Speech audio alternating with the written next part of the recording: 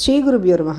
தென்னாடுடைய சிவனே போற்றி, எந்நாட்டவர்க்கும் இறைவா போற்றி. சிவபெருமான் மேலே மனமுருகி பக்தி பண்ணவர்கள் தான் இந்த நாயன்மார்கள். நாயன்மார்கள் எல்லாருமே தன் வரையில் நம்ம பக்தி பண்ணுறோம், அது சிவபெருமானுக்கு தெரிஞ்சிருக்கு, இது போகிறோம் அப்படின்னு நினைக்காம பக்தனுக்காக பகவான் எந்த ரூபத்துலேயும் எப்படியும் இறங்கி வருவான்ங்கிறத உலகத்தில் இருக்கிற சாதாரண ஜனங்களுக்கு நிரூபிக்கணுங்கிறதுக்காகவே இந்த நாயன்மார்கள் வாழ்ந்திருக்கா. தன் வாழ்நாள் முழுக்க ஏதோ ஒரு வகையில் பொதுமக்களுக்கு சேவை செஞ்சுட்டு அந்த தான தர்மத்தை விடாமல் கடைசி வரைக்கும் சத்தியத்தில் இருந்துட்டு தர்மத்தை செஞ்சுட்டு சிவபெருமானே நேரில் வரவழைச்சு அப்புறம் சிவபெருமான வாழை கைலாசத்துக்கு அழைச்சின்னு போகிறார். ஒவ்வொரு நாயன்மார்களுடைய ஸ்டோரியும் இப்படி தான் இருக்கும். அந்த வரிசையில் திருஞான சம்பந்தர், திருநாவுக்கரசர் இவ 2 பேருடைய கதையை நம்ம பார்த்துட்டு இருக்கோம். திருஞான சம்பந்தரும் திருநாவுக்கரசரும் ஒரே டைமில் இல்லை, ஒரே சமகாலத்தில் வாழ்ந்தவாங்கிறதுனால அடிக்கடி ஒருத்தரை மீட் பண்ணிப்பா. அதுக்கப்புறம் பிரிஞ்சு வேறு ஊருக்கு க்ஷேத்ராடனமாக, அதாவது எல்லா சிவஸ்தலங்களும் தரிசனம் பண்ணி ஒவ்வொரு ஸ்தலங்களுக்கும் போய் பாட்டு பாடுவாள். அவள் பண்ணின பாடல்கள் தான் பதிகங்கள்னு சொல்கிறோம். அந்த பதிகங்கள் எல்லாமே இன்றைக்கும் ரொம்ப சக்தி வாய்ந்தது. ஒவ்வொரு பதிகத்துக்கும் இந்தந்த பலன் இருக்குதுன்னு திருஞான சம்பந்தமூர்த்திகள் அந்த பதிகத்தினுடைய முடிவில் திருஅடை காப்புன்னு சொல்லிட்டு இதை படித்தா என்ன பலன்கிறத அவர் சொல்லுவார். அதுவும் ஞான சம்பந்தர் கொடுக்குற வாக்குன்னே அதில் சொல்லுவார். ஸோ இந்த மாதிரி பதிகங்கள் பாடி ஒவ்வொரு க்ஷேத்திரத்தையும் போய் தரிசனம் பண்ணியதுனால தான் நமக்கு இன்றைக்கி நம்மளுடைய பிரச்சனைகளுக்கெல்லாம் பரிகார ஸ்தலங்களாக நிறைய கிடச்சிருக்கு. தொடர்ந்து திருஞான சம்பந்தர் எங்கே போனாருங்கிறத பார்ப்போம். இடையில திருநாவுக்கரசோட சரித்திரமும் வரும். போன வீடியோவில் என்ன பார்த்தோன்னா, ஒரு இளைஞனுக்கு உயிர் கொடுத்து திரு ஞான சம்பந்தமூர்த்திகள் ஒரு தம்பதியாக சேர்த்து வச்சார் அவளை. அந்த கதையை பார்த்தோம். அதுக்கப்புறமா இவர் அதை முடிச்சுட்டு திருப்புகழூருக்கு வரார். திருப்புகழூரில் முருகநாயனார்னு ஒருத்தர் இருக்கார். அவர் நம்ம ஏற்கனவே பார்த்துருக்கோம். முருகநாயனார் பூ மாலைகளை நிறையா பூக்களை பறித்து மாலை தொடுத்து சுவாமிக்கு போடுவார். இங்கே இருக்கிற அக்னிபுரீஸ்வரர் சுவாமி தான் மெயின் சுவாமி.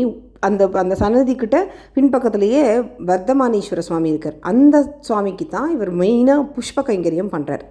இவரும் மிகப்பெரிய சிவபக்தர். திரு ஞானசம்பந்தமூர்த்திகள் வரார் அப்படின்னே முருகநாயனார் எதிர்கொண்டு அழைச்சின்னு நேரே கோவிலுக்குள்ளே கோவிலுக்குள்ளே வந்தால் அன்புனால மனமுருகி கண்ணீர் பெருக பதிகம் பாடுறார் திரு ஞானசம்பந்தமூர்த்திகள். அந்த பதிகத்தில் முருகநாயனாருடைய பேர் வராப்பில் அவர் பதிகம் பாடுறார்.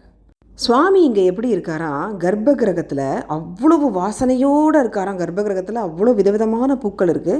இந்த பூவெல்லாம் முருகநாயனார் தான் எனக்கு தொடுத்து போட்டதுங்கிறத அழகாக சுவாமியை காற்றாப்பில் வர பக்தர்களுக்கு காற்றாப்பில் அமைஞ்சிருக்கான். அவர் இருக்கிற தோரணை அப்படி இருக்குது. இந்த சிவபெருமானை வர்ணித்து ரொம்ப அழகாக பாடுறார். இவர் பேர் வரும்படியும் பாடுறார் திரு ஞான சம்பந்தமூர்த்திகள். கண்ணுக்கு ஆனந்தம் தரக்கூடிய வகையில் சிவபெருமான் அலங்காரம் பண்ணின்னு இருக்கார் அப்படின்னு பாடுறார். முருகநாயனாருடைய பக்தி எப்பேற்பட்டதுன்னா, விடிகாலம்பரை எழுந்துண்டு அவர் காலம்பரை அனுஷ்டானத்தெல்லாம் முடிச்சுட்டு விபூதியெல்லாம் இட்டுண்டு சுவாமி கோவிலுக்கு பூ எல்லாத்தையும் பறித்து அதை மாலையாக தொடுத்து, இப்போ இந்த பூ மாலையை பறித்து தொடுத்த உடனே மத்தியானத்துக்கெல்லாம் அதை வாடி போயிடும் இல்லையா, அப்போ அது எதுவும் ஆகாமல் இருக்கிறதுக்கு அதை ஈர துணியில் அந்த மாலை எல்லாத்தையும் போட்டு அழகாக மூடி வைப்பாராம். அவ்வளவு ஸ்ரத்தையாக கால வேளையில் ஆரம்பித்து தன்னுடைய கைங்கரியத்தை ஆரம்பித்தார்னா அன்றைக்கி இந்த நேரத்தில் முடியும் அப்படின்னு சொல்லவே முடியாது. காலம்பரை ஒரு விதமாக பூவை சாத்துவார். அதே மாதிரி வாடி போன பூக்கள் சுவாமி மேலே இருக்கக்கூடாதுன்னு சொல்லிட்டு சாயந்தரமே அதை எல்லாத்தையும் எடுத்துகிட்டு ஃப்ரெஷ்ஷாக பூவை போடுவாராம். இவ்வளவு ஸ்ரத்தையாக அங்கே பண்ணிகிட்டு இருக்கார். இந்த பாட்டில் பதிகத்தில் திரு ஞான சம்பந்தமூர்த்திகள் எப்படி பாடுறாருன்னா, மாலையில் இருக்கக்கூடிய அந்த பூ இருக்கு இல்லையா, அந்த பூவில் இருக்கக்கூடிய தேனை குடிக்கிறதுக்காக வண்டு வருதான். அந்த வண்டு அந்த தேனை குடிக்கும்பொழுது அது சிதறி சுவாமி மேலே அபிஷேகமாக ஆகிற மாதிரி இருக்கான் பார்க்குறதுக்கு. அது அழகாக பாடுறார். இப்படி முருகநாயனாரோட கைங்கரியத்தை பற்றி இவர் இங்கே பாடின்னு இருக்கார். இதே சமயத்தில் திருநாவுக்கரசர், அதாவது அப்பர் சுவாமிகள் பல க்ஷேத்திரங்களுக்கு வந்துட்டு நம்ம ஏற்கனவே அவனை காப்பாற்றிட்டு ஊராக வரார் இல்லையா. அப்போ திருச்சோற்றுத்துறை வரார். சப்தஸ்தானத்தில் இது முக்கியமான ஸ்தலம். இந்த ஊர் என்ன விஷயத்துக்கு விசேஷமானது அப்படின்னா, இந்த ஊரில் யார் சுவாமியை வழிபட்டாலும் அவள் சாப்பாட்டுக்கு பஞ்சமே இருக்காதான், அன்ன பிரச்சனையே அவளுக்கு வராதான். ஏன்னா நந்தி பெருமானுக்கு கல்யாணம் நடக்கும்பொழுது இந்த ஊரில் தான் விருந்து நடந்து தான் நந்தி பெருமானோட கல்யாணத்துக்காக. அதனால் இந்த ஊரில் சிவபெருமான் அன்னமாகவே இருக்கார். இங்கே அப்பர் சுவாமிகள் பதிகம் பாடுறார். அதாவது திருநாவுக்கரசர் பதிகம் பாடுறார். என்ன பதிகம்னா, பொய்மயமான இந்த வாழ்க்கையில் பொய்யே பேசி போக்கின்னு இருக்கிறேன் இந்த வாழ்க்கையை, அதாவது அவர் போக்குறாருன்னு அவர் பாடுறாரு. ஆனால் அவர் அப்படி பண்ணலை, நமக்காக பாடப்பட்ட பாடல் இது. 5 புலன்களையும் அடக்கி இந்த சரீரமானது எல்லா விதமான வேலையும் செஞ்சுட்டு ஓஞ்சே போயிடுது. இது பொய்மயமான இந்த வாழ்க்கையை விட்டு ஒன்றை தவிர வேற யார் என்னை காப்பாற்ற முடியும் அப்படின்னு சொல்லி அவர் பாடுறார். இளமையான காலத்தை பூரா வேஸ்ட்டு பண்ணிவிட்டு, உடம்புல தெம்பு இருக்கும்போதே பகவானுக்கு கைங்கரியம் பண்ணாமல் அதை அப்படியே வேஸ்ட்டு பண்ணிவிட்டு கடைசி காலத்தில் கஷ்டப்பட வேண்டாம். பொய்மயமான இந்த மேனியை பாதுகாத்துட்டு எத்தனை நாளைக்கு இந்த மனசுக்கும் புலனுக்கும் அடிமையாகிட்டு நான் இங்கே இருப்பேன், என்னுடைய காலம் என்னுடைய உடம்பு பலகீனம் ஆகிடுது, நீ என்னை ஏற்றுக்கோ, நீ என்னை ஏற்றுக்கலன்னா யார் காப்பாற்றுவான்னு சொல்லி நமக்காக அவர் பாடுறார். அவர் தனக்கு பாடுற மாதிரி பாடிக்கிறார். மகான்கள் எப்போதுமே நமக்கு வழிகாட்டுறதுக்கு அந்த வாழ்க்கையை தானே வாழ்ந்து காட்டுவார். தூய தமிழர்களுடைய பக்தி எப்படி இருக்கும்னு தெரிஞ்சுக்கணுன்னா நாயன்மார்களோட சரித்திரம் தான் கேட்கணும்.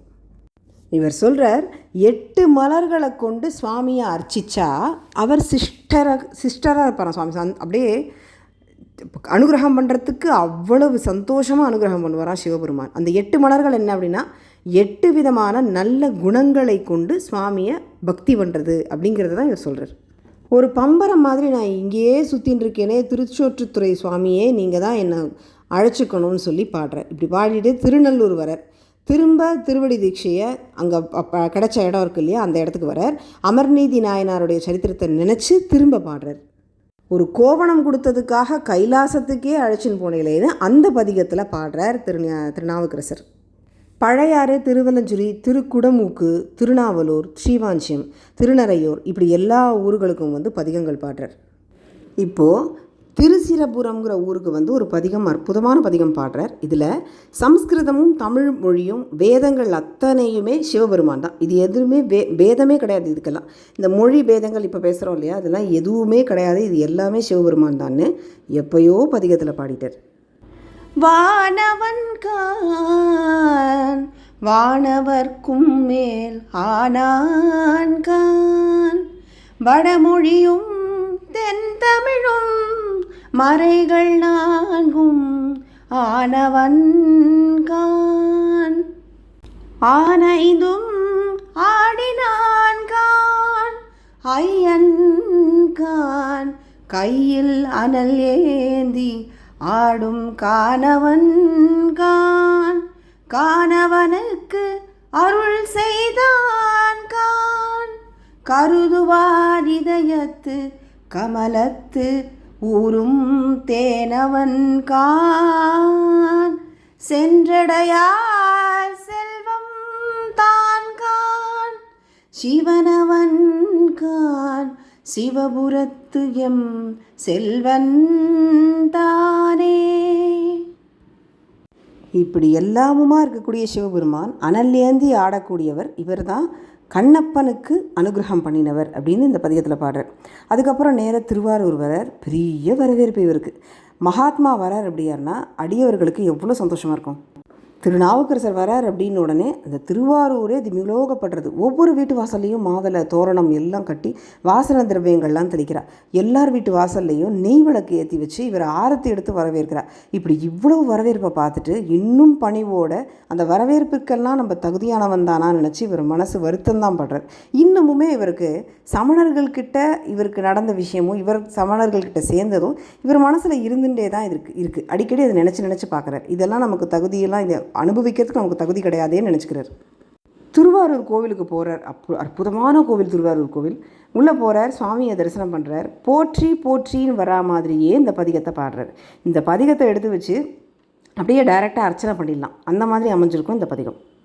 இப்படி கண்ணீர் பெருக சுவாமியை தரிசனம் பண்ணிவிட்டு பதிகம் அற்புதமாக பாடிட்டு அங்கேருந்து கிளம்புறார். திருப்புகலூருக்கு வரார். இப்போ தான் இங்கே திருஞான சம்பந்தர் வந்திருக்கார். முருகநாயனாரை பற்றி பதிகம் பாடியிருக்காருங்கிறதையும் கேள்விப்படுறார். அதுக்கப்புறமா அவளை தரிசனம் பண்ண வரார். அதை அடுத்த வீடியோவில் பார்க்கலாம். இந்த வீடியோ உங்களுக்கு பிடிச்சிருந்தா லைக் பண்ணுங்கள். இதே மாதிரி நாயன்மார்கள் சரித்திரம் நிறைய கேட்கணும் அப்படின்னு நினச்சிங்கன்னா இந்த சேனலை சப்ஸ்கிரைப் பண்ணி வச்சுக்கோங்க. சர்வம் ஸ்ரீகிருஷ்ணார்ப்பணம். அநேக நமஸ்காரங்களுடன் ஸ்ரீமதி ராம்குமார். நன்றி.